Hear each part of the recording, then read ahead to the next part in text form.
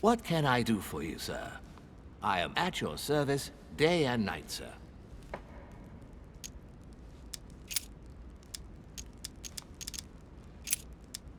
As I was unable to bring my personal effects with me, I was wondering if you could find me a few items. Of course, sir. What would you require?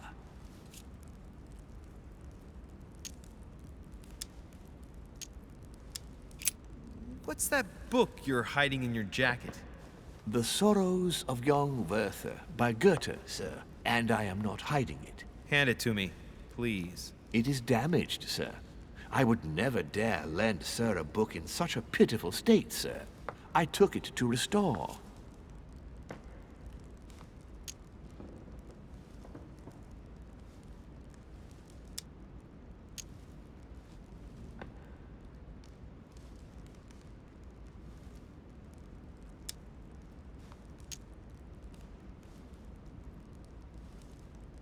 Hang on, but it's mine. Beg pardon, sir? It's my book. I'm telling you, it's my book. With all due respect, sir, I hope sir will understand that I have doubts. You see, I found it in Lord Mortimer's library. Huh, there you are then. That's exactly where I left it. I am quite put out, sir. I don't know what to say. In that case, I suggest you say nothing and hand it over. But Now! But, sir, Very well, sir. Here you are. May sir take good care of it. It is damaged. And you've damaged it as well? Oh, bravo. Bravo. No, I didn't do anything. It wasn't me, sir. Say pardon. Pardon me, sir. Very good. There were some other things I wanted to go over with you.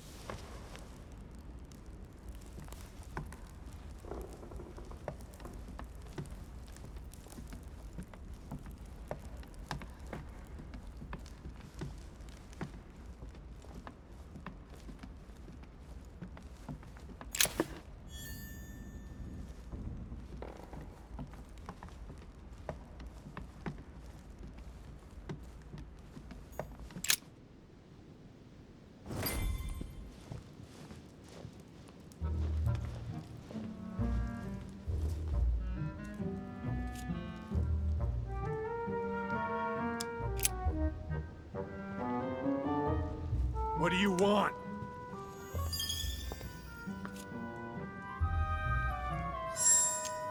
If you touch Elizabeth again, I promise, when you get back to Paris, your head will end up on a spike. Please stop. You're scaring me.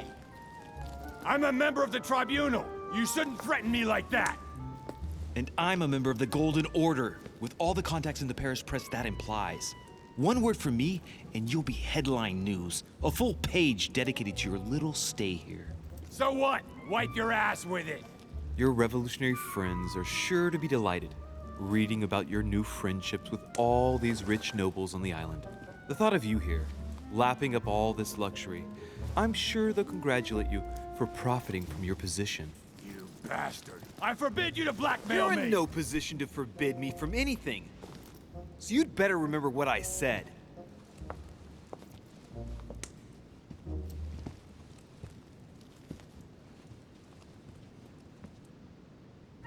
Dear friends, I bid you welcome. I hope the night was not too short. Your Eminence, Duchess, Monsieur de Richet, allow me to introduce our new guests. They arrived during the night. Johann Christoph von Wollner, Minister of Religious Affairs and close aide of Frederick William II, King of Prussia. Napoleon Bonaparte, Lieutenant of the French Revolutionary Army. And Jacques Peroux, French Revolutionary Tribunal judge. Unfortunately, my friends, Lord Mortimer will not be joining us this morning, but he should be with us later. So, let us begin. What is Mortimer playing at? He tells me to come urgently and he sends no one to meet me? Thank you again for the wine, Your Eminence. It is served every day at the king's table. I am delighted to hear it. Volner and Piaggi seem to be getting along well. Please, go ahead. What do you want to know? Yes, My dear Johann, how are you? Glad to make landfall at last. And yourself? Very well. And your husband? He's poorly. The French Revolution gives him terrible headaches. Oh, I understand. I shall feel better too, as soon as the situation is settled. If by chance the French crisis is emulated in Berlin, there will always be a refuge for you in London, my dear. Your offer does you honor, Emily. But London is much closer to Paris than Berlin. Beware. The French are capable of sailing up the Thames straight to the Houses of Parliament. Oh, my friend, I am shaking in my clogs.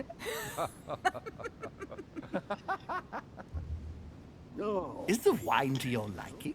Very much so, Sir Gregory. Such complexity. Typically French. A Sauterne, isn't it? Absolutely. If I'm not mistaken, this is not Lord Mortimer's favorite wine. It is yours. In his absence, I have taken the liberty of making a slight deviation from the rule, but I count on your discretion. Don't worry, I appreciate the same grape varieties as you. I remember the last time we tasted that nectar here at this table. The finest minds of the century were present. And the last time we drank it, the orphanage in Bloomsbury was still in ruins.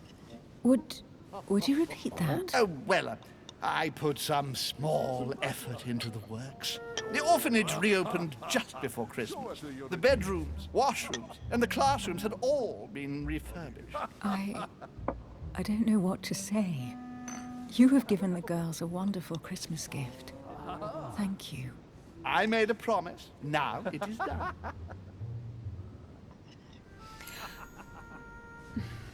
Is everything all right? Yes, thank you. I had a moment of absence, but here I am again. Very funny, sir. Oh, ho, ho, ho. Oh, quelle melone. Oh? No. What do you think of Volner? The Prussian king is his puppet. I find it hard to believe the king of Prussia is so weak. Be careful. Volner is as influential as he is dangerous. You seem to know each other well. We used to work together. I see. Oh, that's right. Sierra can do wonders.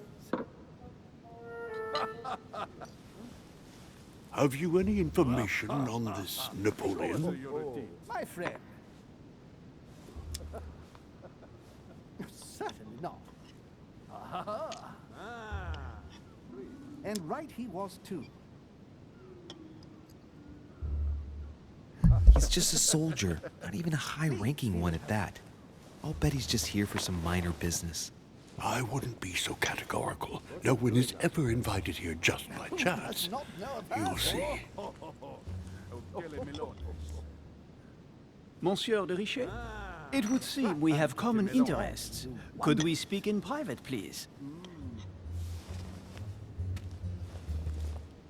Please, go ahead. What do you want to know? Who does not know about that? Speak for yourself, sir. Lord Mortimer and the Golden Order, through your mother, have concluded a financial agreement. Stay composed, Louis. I'm listening. An agreement for cannons. Lord Mortimer assured me that you are to take over the project on behalf of your mother. You must know that I am deeply sorry about their disappearance, but I must validate the deal urgently if I want to be able to organize things properly. I haven't seen Lord Mortimer yet. I'm afraid I'll be unable to answer your questions. He assured me that you could replace your mother during her absence. I appreciate his confidence, but still, this is a bit hasty. But please continue. Of course, but I need to know if I can count you among my allies. Well, of course. And for that, I have a little question for you. The agreement stipulates an aid of 50,000 louis d'or for 200 cannon. It is remarkable. Speak for yourself, sir.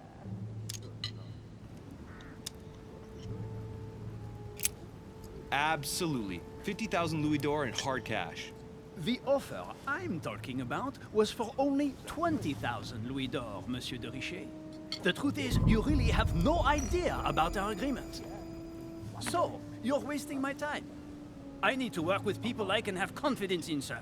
The exact numbers may have escaped me. I suggest you wait for my mother's return in order to manage such details. I have one last question I would like to pose to you. We don't know each other yet, you and I. And I need to make sure that we both share the same vision for the future of France. Given the hard times that have befallen our beautiful country, what do you think it would take to restore its luster?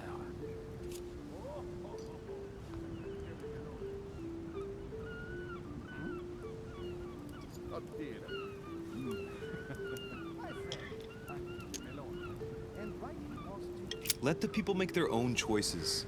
You are joking, I hope. The people are simply not capable of taking charge, don't you see? They are an uneducated mob who react on the spur of the moment, incapable of providing a coherent vision for the good of the country. I think there must be a misunderstanding. What do you mean? I cannot believe that Lord Mortimer advised me to speak to you. I must have misunderstood. Excuse me, please. Bravo, Louis. Total fiasco.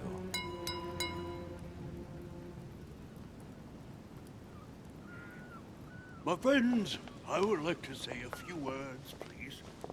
I would like to thank Lord Mortimer, and you, Sir Holm, for bringing us all together here.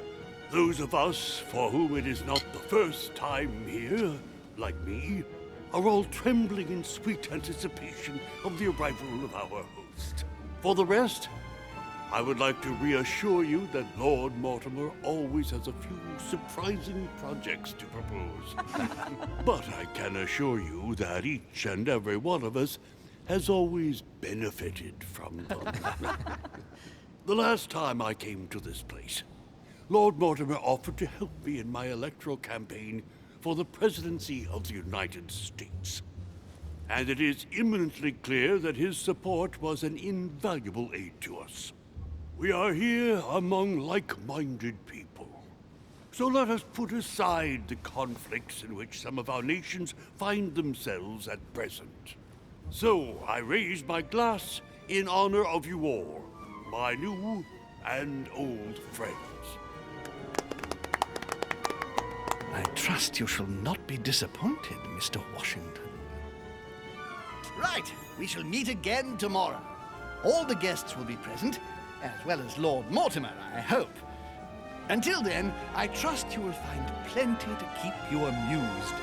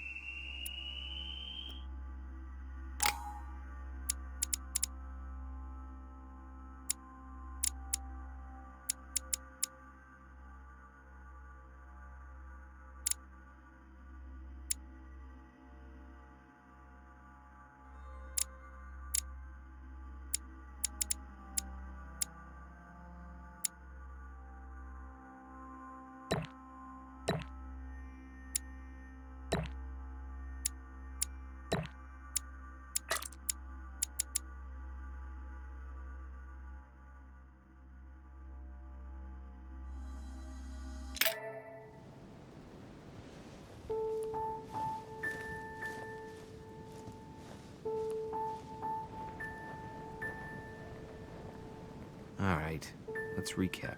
Before dinner, I was going to investigate my mother's message. I've got to find the place where all eyes size you up.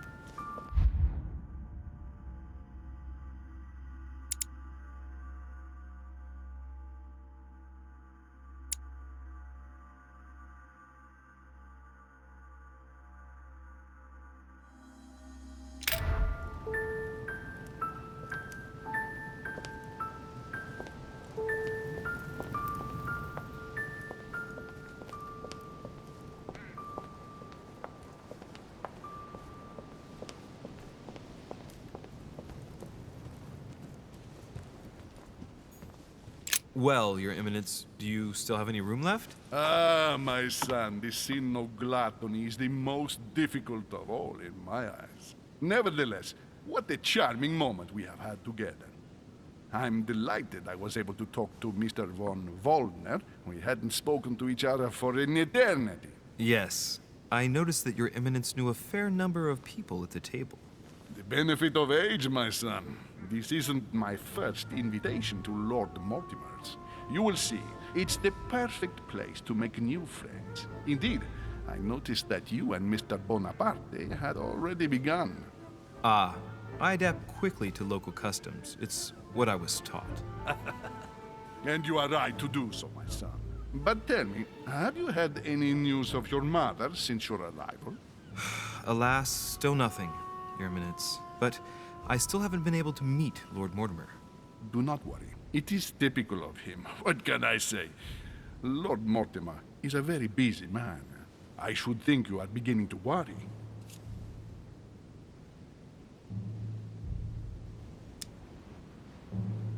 Well, I must admit, Your Eminence, indeed it does worry me. I understand, Louis. But continue to have faith in Sarah. You'll see, I'm sure, that in a few days we'll all be laughing together. That's all I hope for, Your Eminence. But while I have you with me, I have a question for you. Go ahead, Louis. What can I do for you?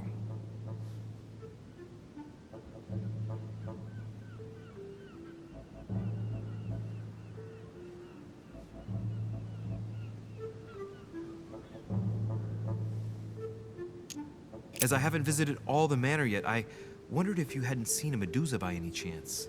I beg your pardon? Yes, La Gorgogne, the Medusa from Greek mythology. Would you have seen one? In any shape or form? Not at all, my son. I'm not sure what you're getting at, but unfortunately, I'm not going to be of any use to you. Thank you anyway, Your Eminence. I won't take up any more of your time. On that last word, then I shall leave you to fight your demons. See you later, Your Eminence. See you later, my son.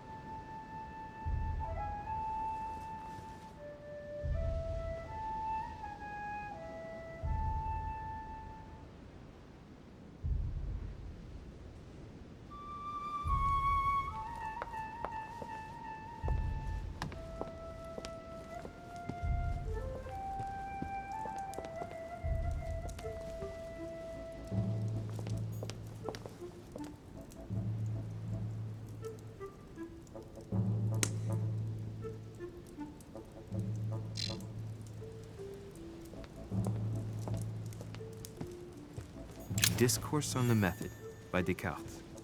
This book changed the way I looked at the world. The Conversion of Ulysses by Gurs. Circe changing Ulysses' companions into swines.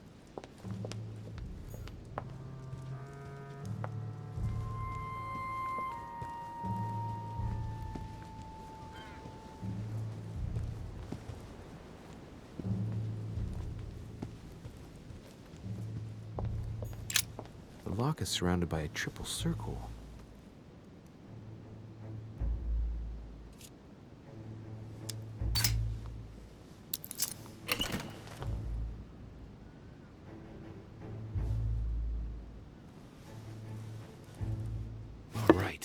I've retrieved everything.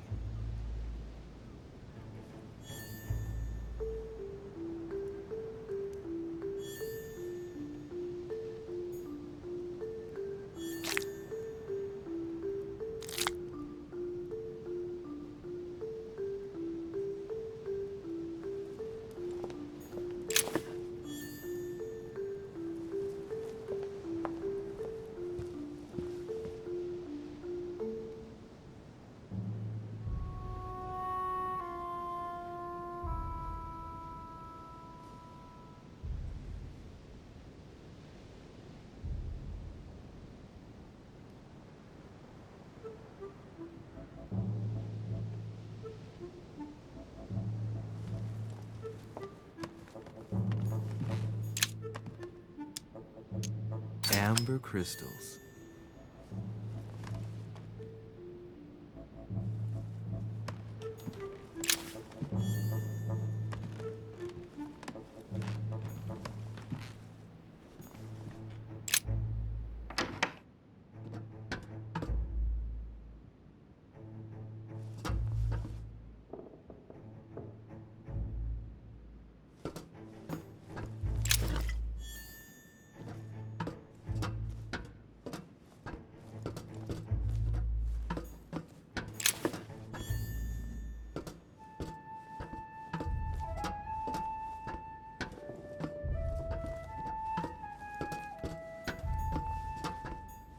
A few pages out of an old encyclopedia.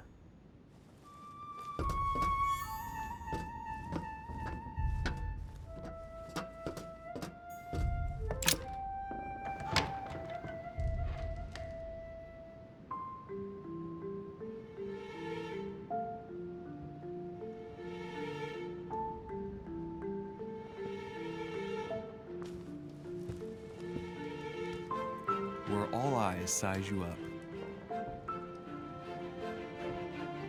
Chances are, that's the room my mother spoke of. And she also spoke of a Medusa. Should I go and try to find the creature now?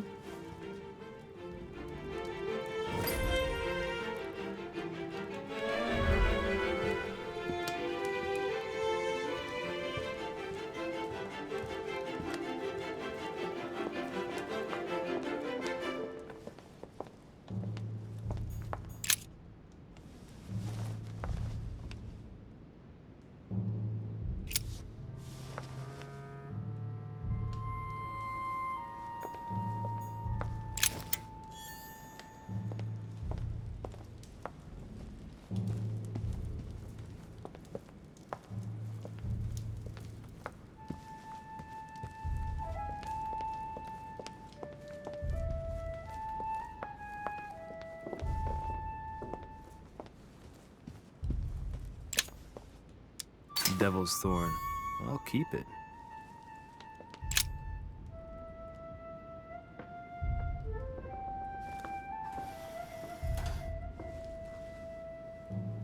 I've got to find out what Mother was trying to do with her.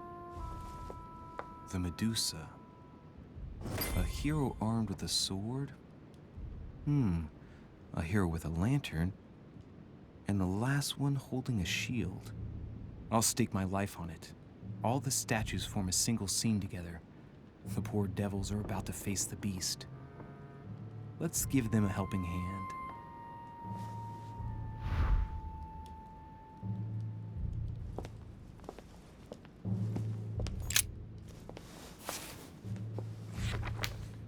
The Origin of Myths, a reinterpretation of legendary creatures. Just what I need. The text is in French on the left-hand page and in Latin on the right hand. Let's find the chapter on the Medusa. Hang on. This version is significantly different from the regular one. It recounts how men have always belittled women in society. Harpies, mermaids, the Chimera, the Hydra, the Gorgons. Ah, the section on the Medusa. While some of the heroes divert attention from the Gorgon, the hero with the sword brandishes his weapon at the Medusa.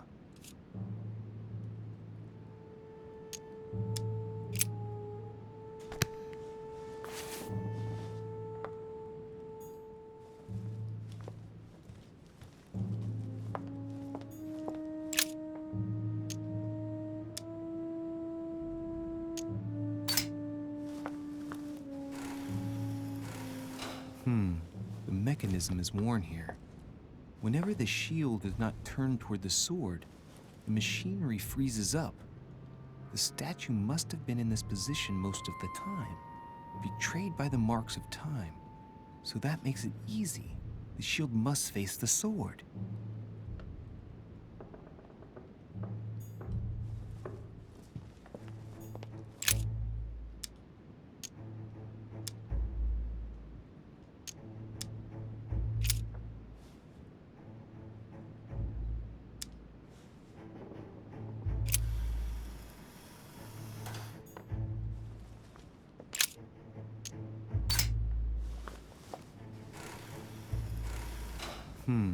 The mechanism is worn here.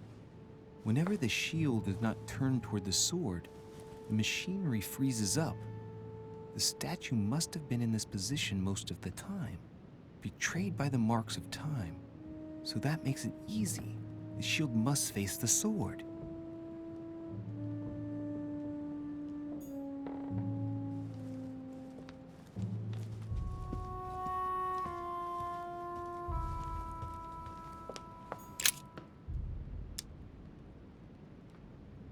The statue is darker on the right-hand side.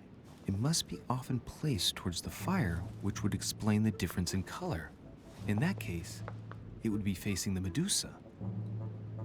Perfect for the coup de grace.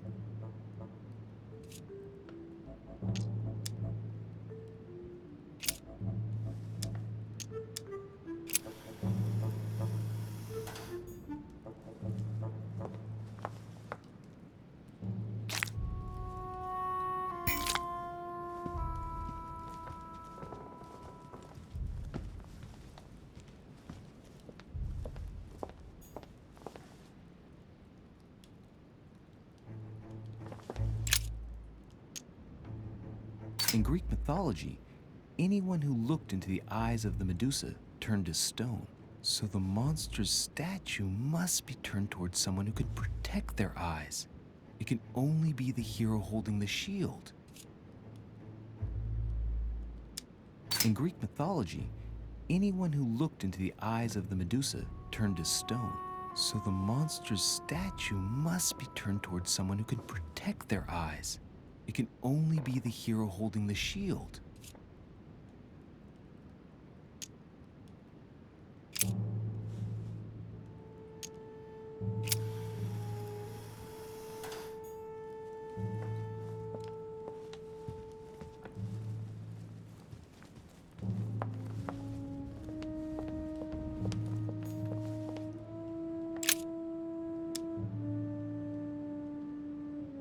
Now, Louis, it's time to keep a logical mind, as every good scientist should.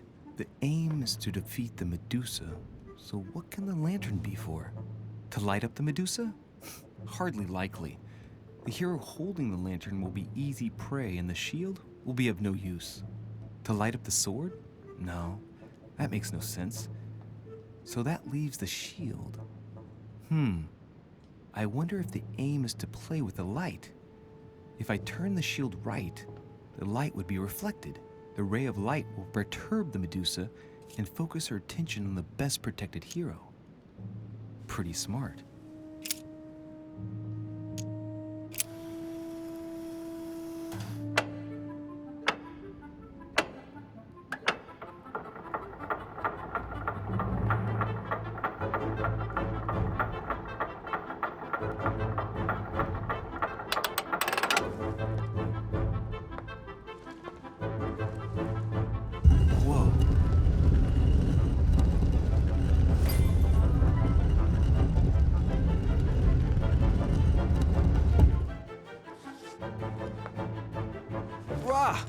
For Pete's sake, Emily!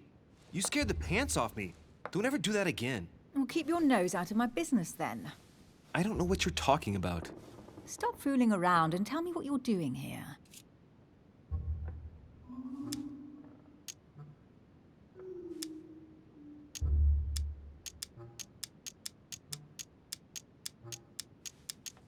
I was feeling a bit peckish. I went in search of the kitchen and I ended up here.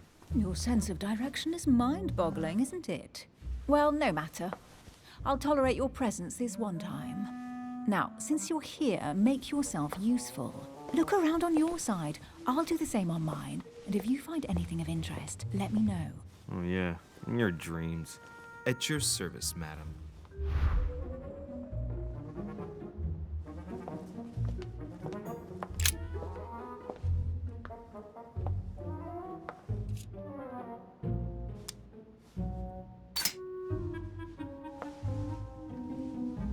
The heavenly symbols refer to Pandora's box. Emily, I'm pretty sure I've got Pandora's box. Of course you have. You see an earthen pot and you immediately assume it can only be Pandora's box. Logical. What I like about you, Louis, is that you never fail to surprise me.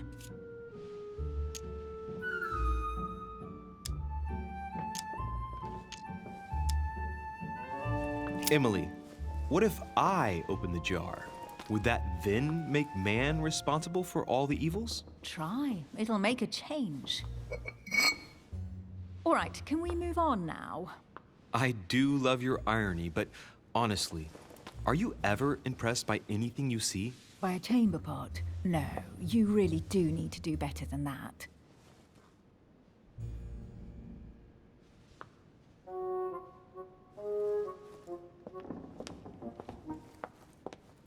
A golden fleece.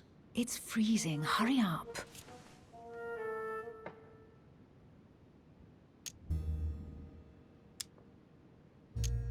Cold? You want a rug? It'll warm you up. I wouldn't be caught dead in that horrible thing. That's a pity. The gold color brings out your eyes. And your flattery brings out your boorishness.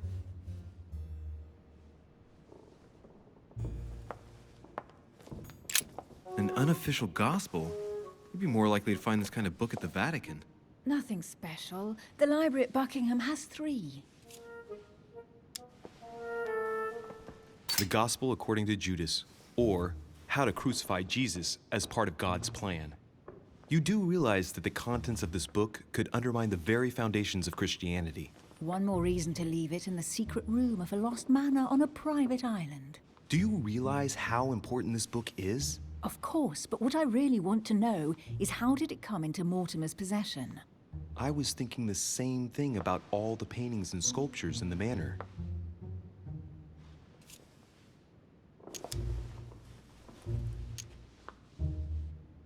I bet you've read them cover to cover. Naturally. Really? I'm curious. Tell me, what part stood out the most to you? The passage where Mary says to Joseph, "Hey, you, shut up." In other words, you haven't even opened one.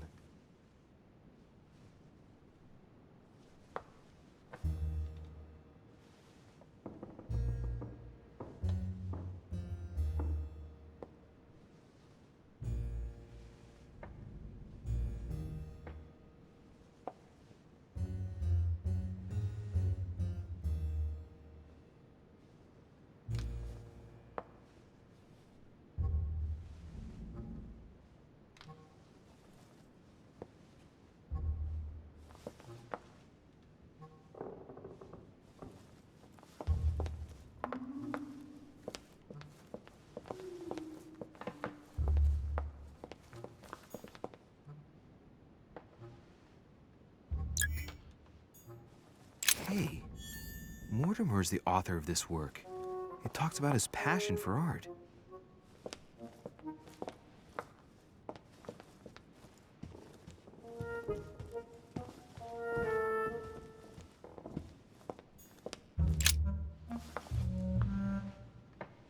Guess what I found? The Holy Grail. Older than that. A piece of Noah's Ark. Not that old. This could go on for hours. Just tell me. Caesar's laurel wreath. Stop! Don't put your grubby fat fingers on it. You find my fingers fat? At least put on some gloves. Please note, my fingers are slim. You were going to leave marks. My God, what an amateur. Many a harpsichord players would love to have sexy fingers like mine. Tell me where you took your infiltration classes so I can have your tutor executed. Let's compare hands then. We'll soon see whose fingers are fattest. No, I'm not going to compare hands with you. Let's just keep going. Bad loser.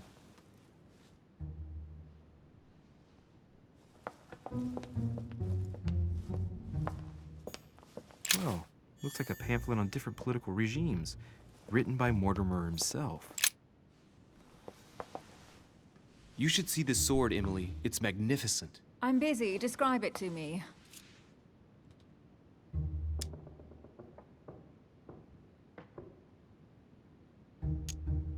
I think this is Excalibur, King Arthur's sword. I've always dreamt of drawing it from the stone. How sweet. You're still clinging to your boyhood dreams.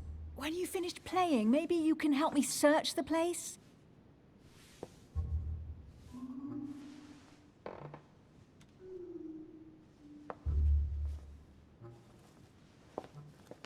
Amber crystals.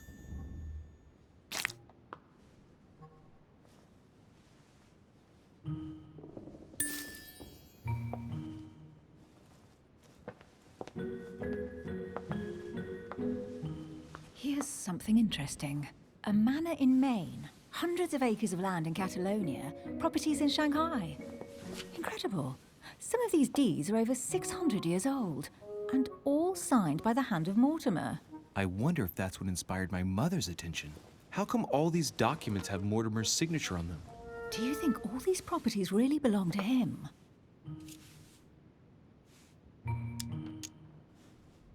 See those fine scratches around the words? Yes, and? The ink barely spreads on the paper. It spreads exactly the same way on the signature. The deed was written using the same ink. If it is a fake, then it's a professional job.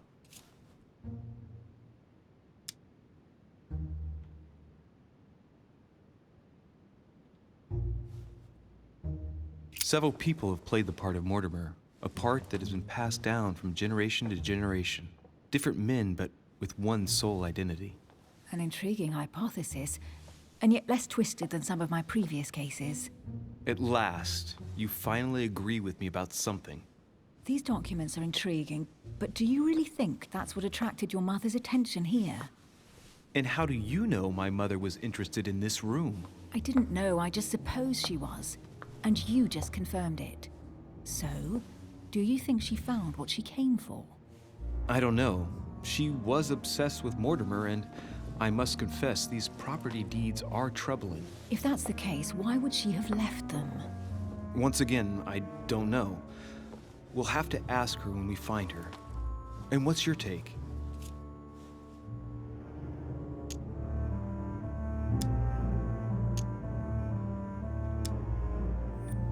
Mortimer's collection is unique, isn't it? That's an understatement. No doubt he has a major passion for history and fine art, or getting gifts. If each time Mortimer does someone a favor, they reward him with a priceless gift, that means he must have helped nearly everybody in the world. I wonder why my mother didn't make it clear what she was interested in here. She didn't have time to write it down, or maybe she wasn't sure of what she was looking for. Or she wanted to protect her discoveries. It's disturbing. You'll just have to search the rest of the room. Maybe you'll find something.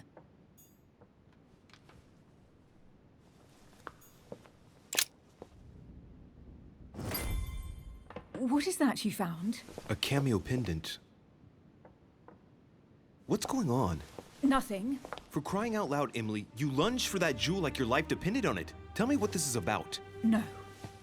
We just met, Louis. I like you, but I can't just suddenly open myself up like a book to you. Listen, Emily. It seems pretty obvious to me that you haven't come here for the sole purpose of sampling Mortimer's cellar. Stop all the clever evasions and just trust me. And why the hell should I place my trust in you, Louis?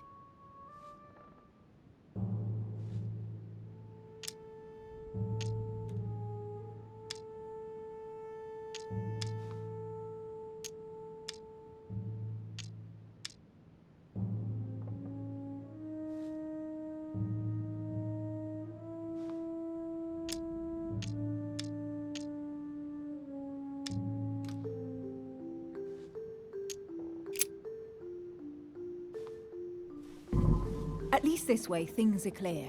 How do you expect me to open up to you at all if you can't even reassure me? Well, I'm prepared to trust you when it comes to choosing a French cheese, but I've nothing to gain by confiding in you any further than that. Nothing to gain? Damn it, Emily! I'm only trying to help you. Stop needing to gain something all the time. Because you think I need help? Just like everyone, you have your strengths and your weaknesses. And there's no use pretending otherwise. Ha! And I bet you found out where I'm weak, haven't you?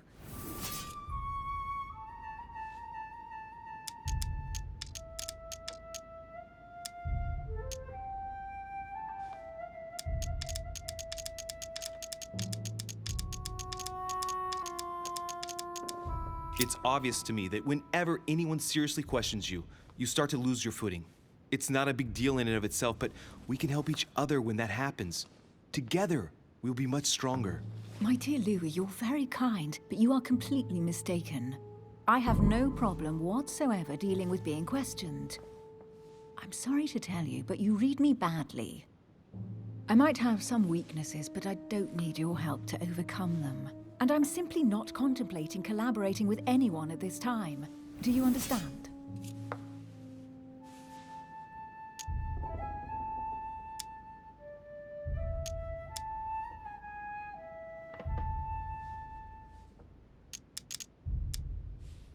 Yes.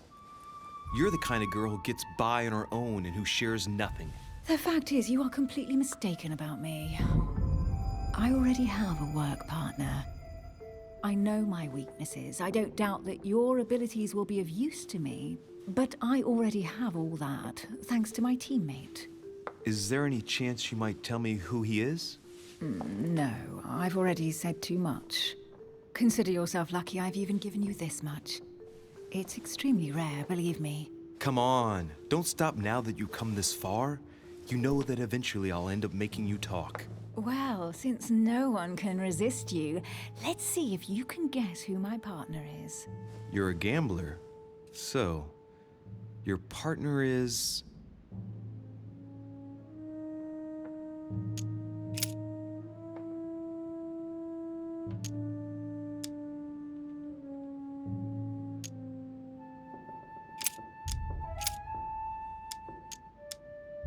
It's as obvious as it is surprising.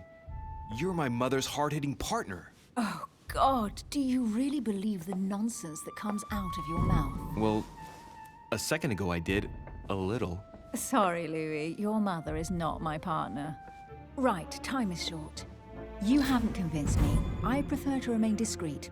Don't take it the wrong way. All I can tell you is I'm looking for my sister. And if I reacted so strongly at the sight of the cameo pendant, it's because I thought it belonged to her. But it doesn't. I understand. I won't insist. It's time to leave.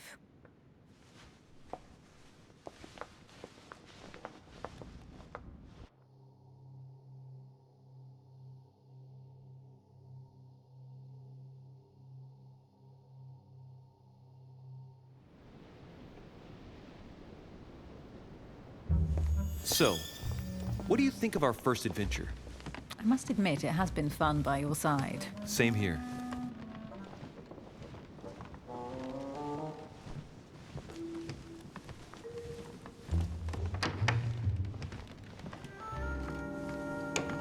Oh, she's been drinking too much again.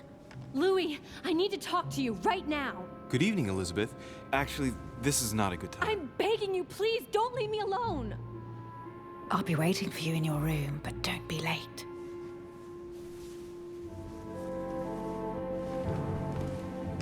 I was sure there was a certain je ne sais quoi between us. Louis, we need to talk now. Otherwise, it'll be too late. Looks like Elizabeth really needs me, but if I start talking to her, for sure Emily won't wait for me.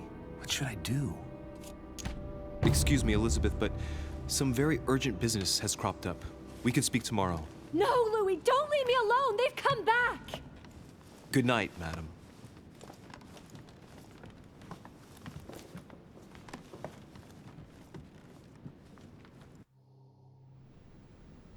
Well, well, Louis, you took your sweet time. What did our poor Elizabeth want?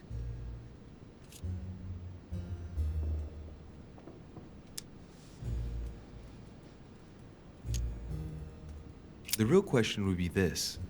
What exactly are you doing, Emily, in my room? I've enjoyed our discussions very much, and I had hoped that we could continue them. Emily? Have I misunderstood something here? What are you doing in my room? And for a while now, the question has been nagging at me. And that explains why I now find you here in my bed. Go ahead. Ask me the question that's been burning at your lips. I know your mother was here to meet someone, but I can't figure out who. Oh, so that's what's been hiding behind all this. We are both members of the Order, Louis. Let's try to be honest with each other. I have followed with great interest your affair in Paris, in connection with Mr. von Borchardt. You managed to steal something from him, if I'm not mistaken. Are you talking about the Book of All Mysteries? Al-Azif? That's right, Louis. A valuable bit of plunder, isn't it? Yeah. When we finally found it, we took it. And where is the book right now? Amazingly, it's right here. Mother took it with her when she came. This is quite fascinating. But just what did Sarah expect to accomplish here? My mother came here to find out who von Burchard planned on selling the book to. And did she find out? I have no idea, but I think she thought it would be someone invited to Mortimer's next party. You mean one of us here now? That's what I think. It wouldn't be you, by any chance. Unfortunately, no. I was planning to steal it myself. Thank you for all this information, Louis. Right, enough chatting.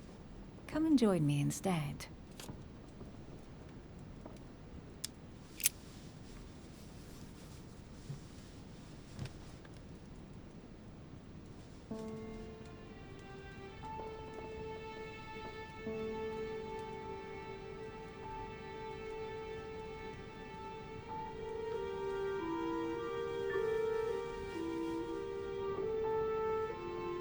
I have to go, Louis.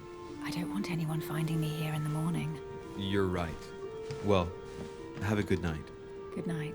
See you tomorrow, rested and ready. Sure thing.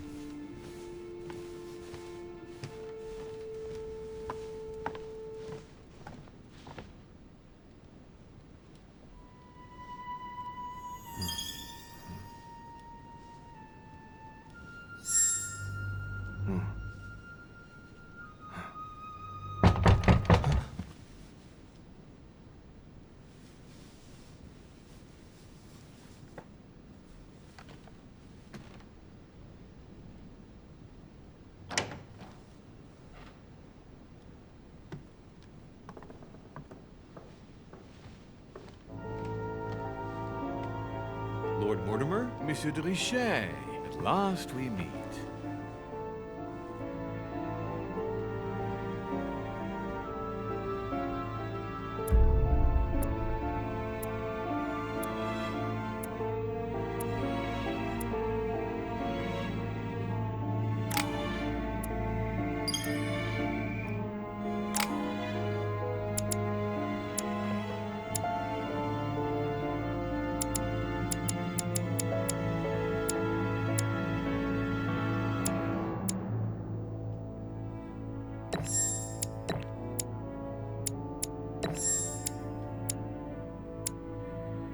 you